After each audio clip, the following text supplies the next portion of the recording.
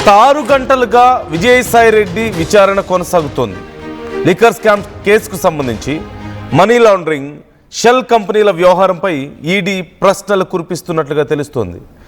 పూర్తి ఆధారాలతో విజయసాయిరెడ్డిని ప్రశ్నిస్తోంది ఈడీ బృందం. లిక్కర్ స్కామ్లో సూత్రధారి ఎవరు అనే దానిపై విచారణ చేస్తున్నారు. విజయసాయిరెడ్డి స్టేట్మెంట్పై సర్వత్రా ఇప్పుడు ఉత్కంఠ నెలకొంది. విజయసాయిరెడ్డి స్టేట్మెంట్తో ఇంకా కీలకమైన వ్యక్తులు పేర్లు ఎవరెవరి తెర మీదకి వస్తాయి, ఎవరి పాత్ర ఎంత ఉంది అనే వివరాలు ఇంకా ఏమేమి బయటకు వస్తాయి అనేది చాలా ఉత్కంఠను కలిగిస్తుంది. విచారణ తర్వాత విజయసాయిరెడ్డి మీడియా ముందుకు వచ్చే అవకాశం కనిపిస్తోంది. ఇక్కడ విజయసాయిరెడ్డిని విచారించడం, ఈడీ విచారించడం అనేది ఒక ఎత్తు.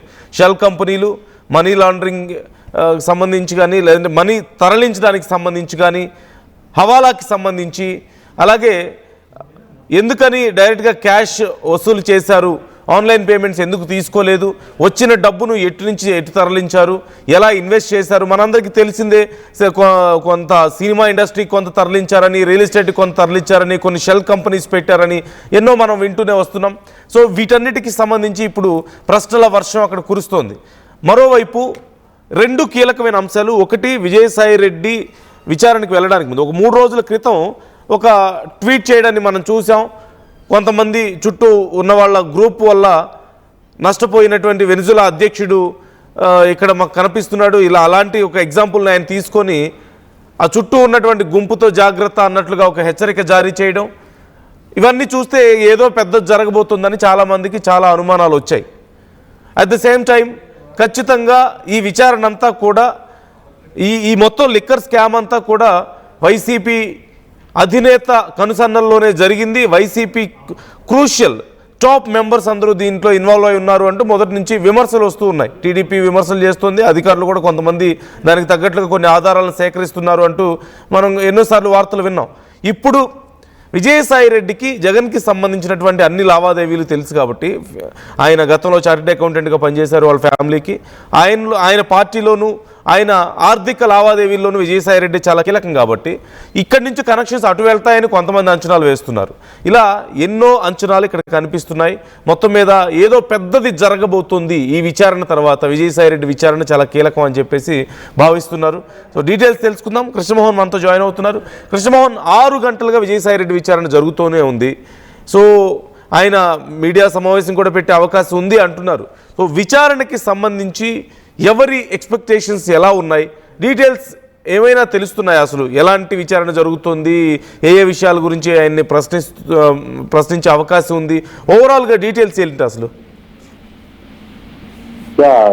నందు, బేసిక్గా విజయసాయిరెడ్డి వ్యవహారంలో కొన్ని ఆసక్తికరమైన విషయాలు అయితే తెలుస్తున్నాయి. బేసిక్గా సాయిరెడ్డి ఈడీ ముందు వెళ్ళేటప్పుడు ఒక అరగంటలో ఈడీ ముందుకు వెళ్ళి హాజరయ్యి తన దగ్గర ఉన్న ఇన్ఫర్మేషన్ ని ఈడీకి ఇచ్చేసి వచ్చేస్తే సరిపోద్ది అని ఊహించారు. బట్ ఇప్పటికీ 6 గంటల నుంచి సాయిరెడ్డిని సుదీర్ఘంగా ఈడీ విచారిస్తుంది.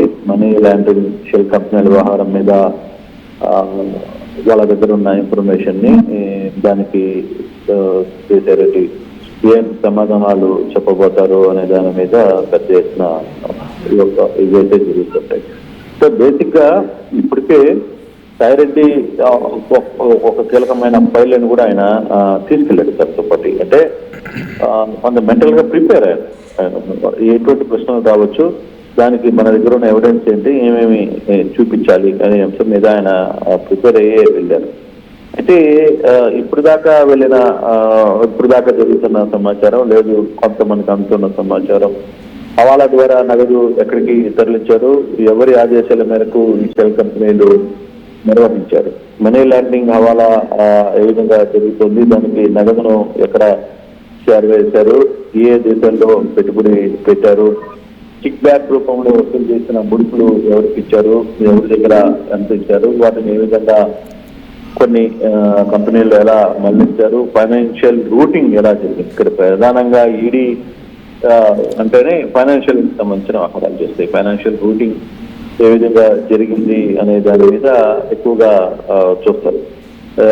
లిక్కర్ స్కామ్ అసలు సూత్రధారి ఎవరు, ఈడీ అధికారుల ముందు అంటే వాళ్ళకున్న సమాచారం ఏంటి, ఇవన్నిటిని కూడా కొంత ఇన్ఫర్మేషన్ అయితే ఉంది. అయితే ఇప్పటి వరకు చాలా మంది ఎక్స్పెక్టేషన్ ఏంటంటే ఈ లిక్కర్ స్కామ్ లో అసలు సూత్రధారు ఎవరు, దీనికి బిగ్ బాస్ ఎవరు, దీనికి టిన్పిన్ ఎవరు, దీనికి రూట్ మ్యాప్ చేసింది ఎవరు, తర్వాత ఏ విధంగా ఈ డబ్బులు వసూలు చేశారు, కిక్ బ్యాక్స్ రూపంలో వసూలు చేసిన డబ్బులు ఎలా తరలించారు, మీకున్న సమాచారం ఏంటి, మీ దగ్గర ఏమేమి ఉన్నాయి అని అడిగే పద్ధతి ఒకటైతే, రెండవది ఈడీ కూడా తన దగ్గర ఉన్న సాక్ష్యాలు, వాళ్ళు సేకరించిన సాక్ష్యాల్ని విజయసాయి ముందు పెట్టే పరిస్థితి ఉంటుంది. వాళ్ళు ఏం మాట్లాడతారు, వాళ్ళు ఏం చెప్తారు అనేది కూడా చూడాలి. కేవలం పాత్రధారులతో కలయాపన చేస్తున్నారా లేదు అసలు ఏం జరుగుతుంది అనే దాని మీద మాత్రం చాలా సీరియస్ గానే వ్యవహారం. అయితే ఇప్పుడు వరకు కూడా ఈ వ్యవహారం మీద కొంత ఇంకా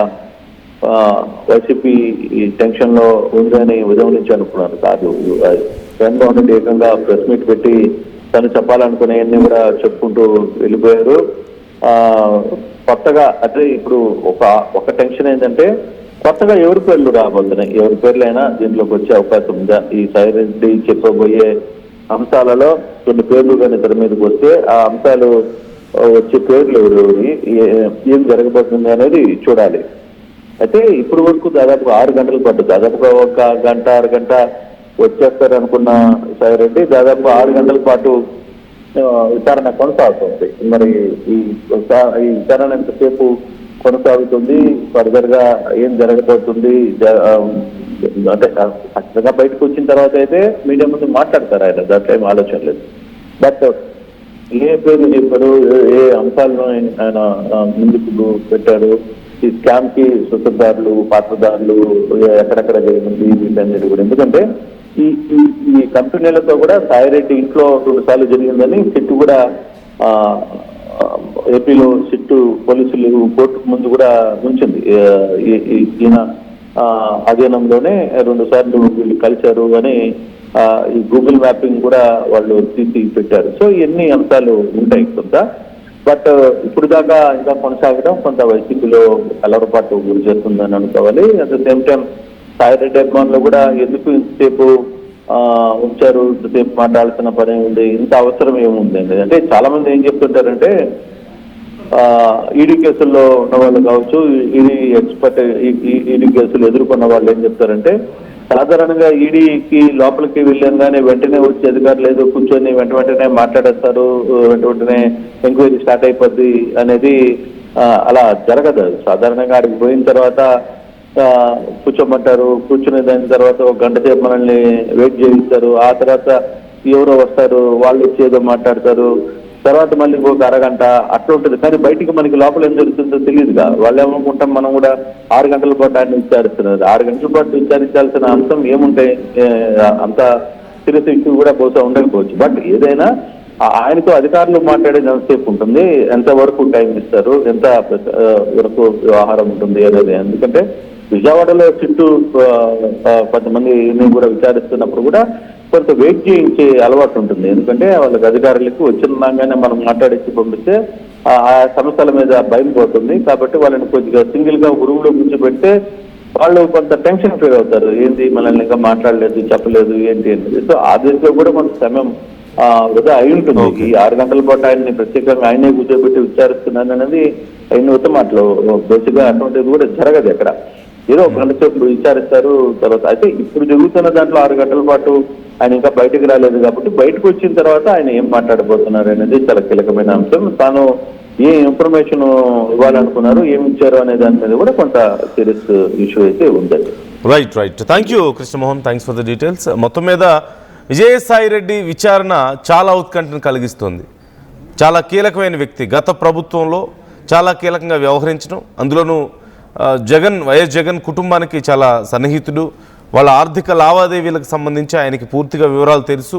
అలాగే లిక్కర్ స్కామ్కి సంబంధించినటువంటి చర్చలన్నిటి దగ్గర కూడా ఆయన ఉన్నారు అనేది ఆయనే ఒప్పుకున్నారు.